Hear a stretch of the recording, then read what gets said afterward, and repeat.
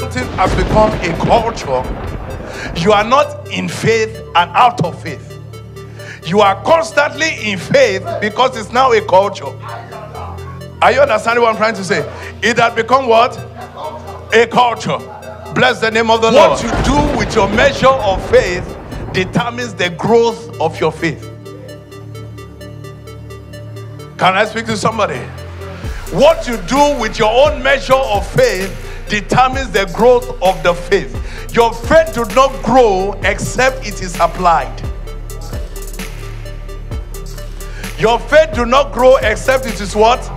Applied. If you don't apply your faith, it would not. You see, faith always looks for impossibilities. In fact, faith exists because of impossibilities. If nothing was impossible in the natural, faith becomes unnecessary. But the reason why faith is given is because God knows you will meet situations that looks impossible, and your faith is meant to challenge the impossible to become possible.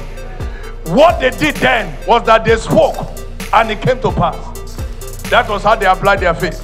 He said, therefore today, since we have the same spirit of faith, I myself will speak and it must come to pass. Because if Joshua can speak to the sun and speak to the moon and it came to pass, why can I not today speak to the sun and speak to the moon and the elements of the world and it will not come to pass? It is the same spirit of faith. It's the same spirit of faith. Glory to God. The same spirit of faith Elijah used to speak and said to Ahab, he said, according to my word, he said, there shall be no rain on this land, on this place, until I say so.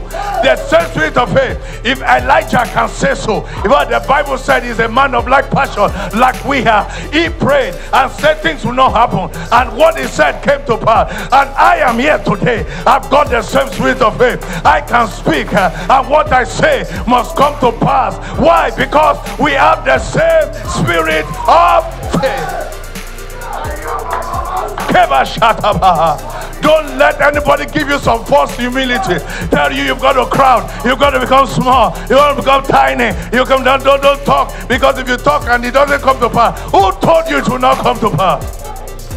Applying faith in declaring that some things must not exist any longer.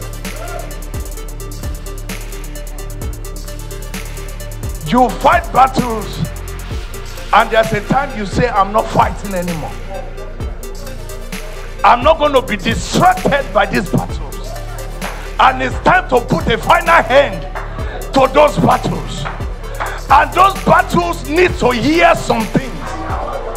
That when you begin to declare it from the spirit of faith, you begin to speak by those faith, you will enter what is called an overcoming faith, where you say it and it ends it. Am I speaking to somebody? Glory be to God. The kingdom of heaven suffereth violence. The Bible said it is the violent that takes it by force. If you are going to be an overcomer in the area of faith, you've got to take it by force. I have said it before. The devil don't go by Geneva Convention. He doesn't understand the peace treaty. He doesn't understand what is called ceasefire. When you want to deal with the devil, you've got to be violent.